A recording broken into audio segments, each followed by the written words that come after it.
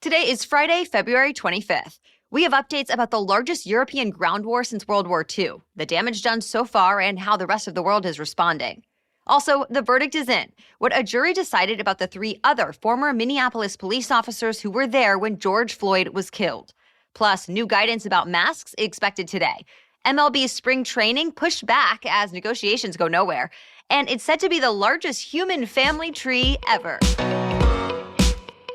Welcome to The Newsworthy. All the day's news in around 10 minutes. Fast, fair, fun, and on the go. I'm Erica Mandy. Thanks so much for being here. You ready?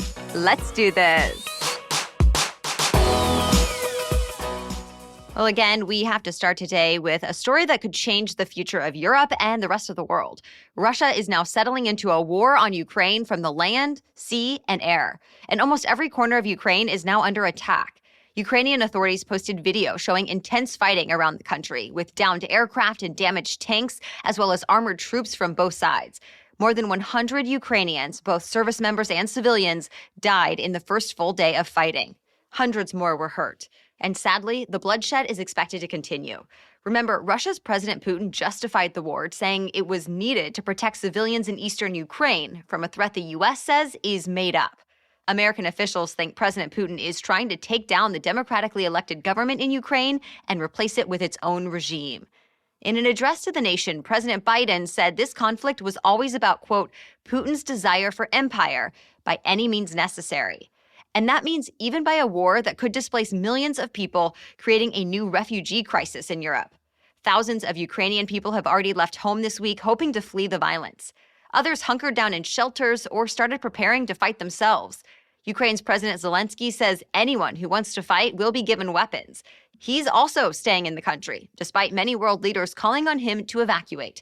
But Zelensky tweeted, Ukraine is defending itself and won't give up its freedom.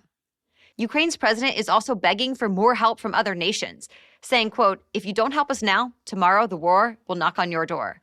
Even though the U.S. and American allies have given Ukraine weapons and other tools, they have repeatedly said they will not be sending troops into Ukraine or Russia. But President Biden has authorized thousands more troops to be stationed in Germany to boost NATO's defenses. Remember, thousands more were already sent to other allied countries that border either Russia or Ukraine. This because American officials have said Russia's president is likely looking beyond Ukraine because his ambitions are larger than that. Leaders from all over the world, like the U.S., Europe, Japan, South Korea, Australia, and beyond, condemned Russia for launching a war in Ukraine. And several have responded with new, tougher economic sanctions. Here in the U.S., the Biden administration says it's sanctioning nearly 90 Russian banks, including the 2 largest ones. President Biden says that will target trillions of dollars in Russian assets. He made it clear the U.S. is not alone in this. Biden met yesterday with the leaders of the G7 nations, Japan, Germany, France, Italy, the U.K., and Canada. And he said they all agreed to limit Russia's ability to do business in dollars, euros, pounds, and yen, making it difficult for Russia to be part of the global economy. Then other sanctions will restrict high-tech trade with Russia. So the country will have limited access to semiconductors, computers, telecommunications, information security equipment, lasers, and sensors. But these sanctions did not go so far as to cut the Russians from the SWIFT system. That's a key financial network that connects thousands of banks around the world. Ukraine's leader has been asking Western nations to take that step, but President Biden said some European leaders were against it because it would cause huge economic problems for their countries, too. In reaction to all of this news, the U.S. stock market has been going up and down. Wall Street started yesterday with a sharp drop, then recovered. It's because in the second half of the day, investors were going big on growth and technology stocks. Oil prices went down too after President Biden said the U.S. and other nations are thinking about releasing oil from the strategic reserve. The U.S. dollar also strengthened while the Russian ruble weakened to a record low.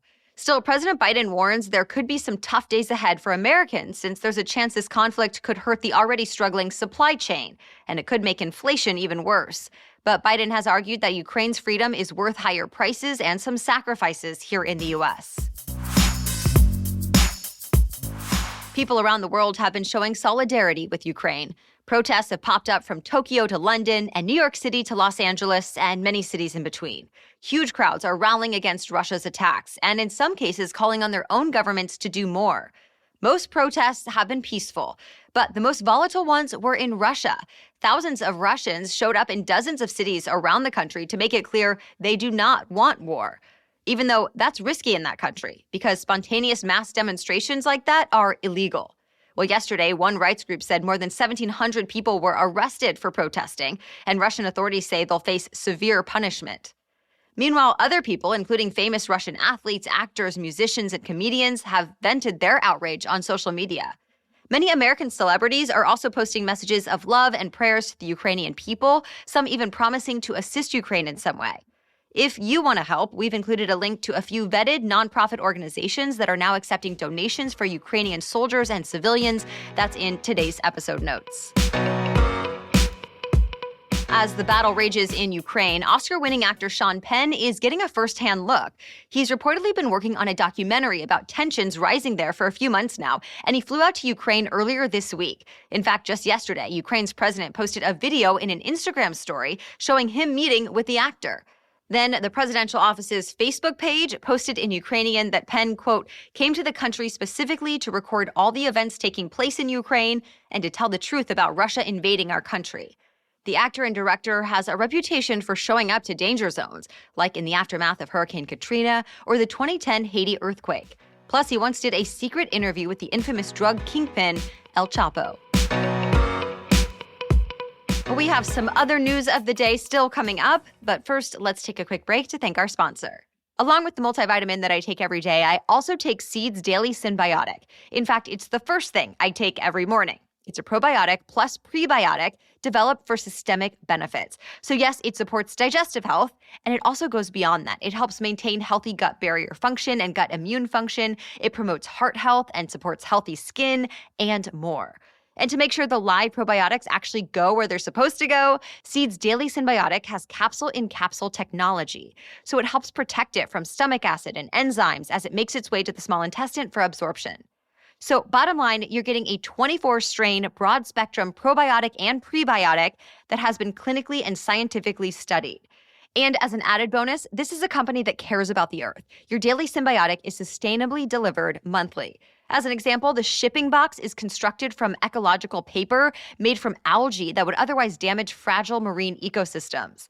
So go get your 15% off your first month's supply of Seed's Daily Synbiotic by visiting seed.com/newsworthy or by using the code newsworthy at checkout. That's seed.com/newsworthy or use code newsworthy at checkout.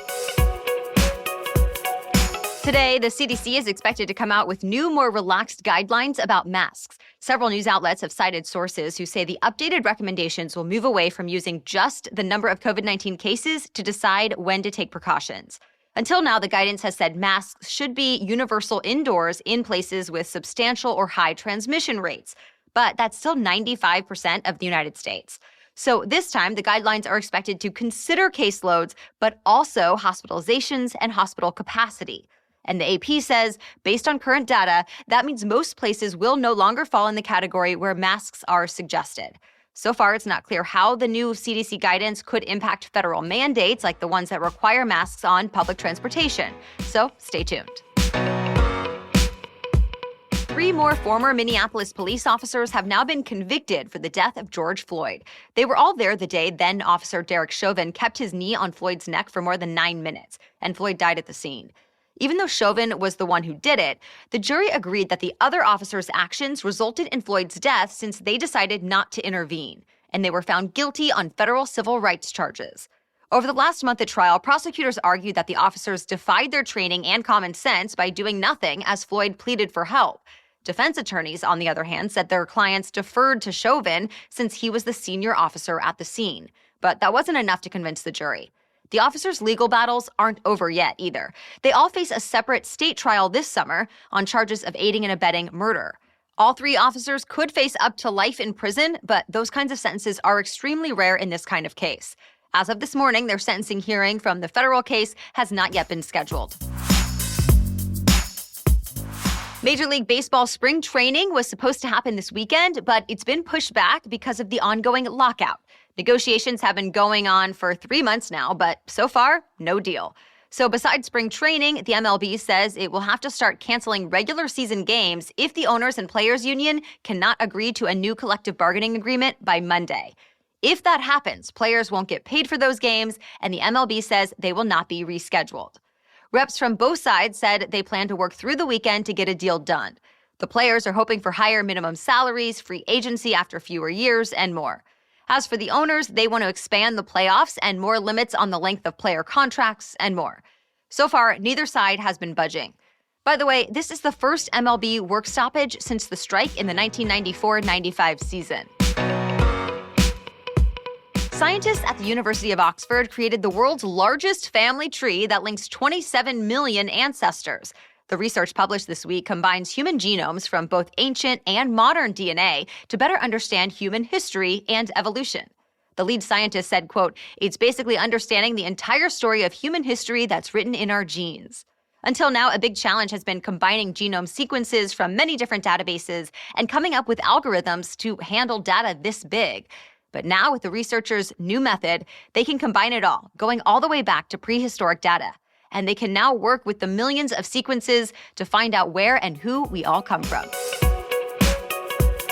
Well, that's it for the main news today, so now it's time for Feel Good Friday, when we bring you one extra feel-good or positive news story before the weekend. But first, a message from our sponsor. I know the pain of trying to find a new doctor. There's a lot you have to know about them that is not always easy to find, like, will they take your insurance? Will they understand your needs? And when will they actually be available? ZocDoc helps you find those answers faster and easier. ZocDoc is a free app that shows you doctors who are patient-reviewed, take your insurance, and are available when you need them. For example, I'm on the hunt right now for a new dentist, and I appreciate that I can easily find options that are nearby and in-network with just one click. Plus, I can filter for things like specialty, availability, and more. I found options that can get me in the very next day if that's what I needed. Or when quality is most important, I can read through the verified patient reviews to see what other real humans had to say about their visits. Just go to ZocDoc.com/newsworthy and download the ZocDoc app for free. Then start your search for a top-rated doctor today. Many are available within 24 hours. That's ZocDoc, ZocDoc, ZocDoc.com/newsworthy. ZocDoc.com/newsworthy. Now back to Feel Good Friday. A group of small-town teenagers and young adults are being recognized for stepping up during an EMT shortage. When the pandemic hit, a lot of older people left their posts as volunteers with the Sackett's Harbor Fire Department and emergency crew in New York State. So when a group of high schoolers heard about that, they joined the department, and now their entire EMS workforce is under 21. This group of teens jumped into training and then right into taking calls. And they say, for the most part, they're enjoying it because they like helping people almost every day. As one crew member put it, quote, "We went from not even having our licenses to saving people's lives." When the word of their good examples took off, their story made it on CBS News last month. And that fueled a GoFundMe for their department, and so far it's raised nearly $5,000. All right, we'll be back tomorrow with our special edition Saturday episode. We're getting some new analysis about Russia's war on Ukraine and where it could go from here. Then join us again Monday for your next news roundup. For now, thank you so much for listening and have a great weekend.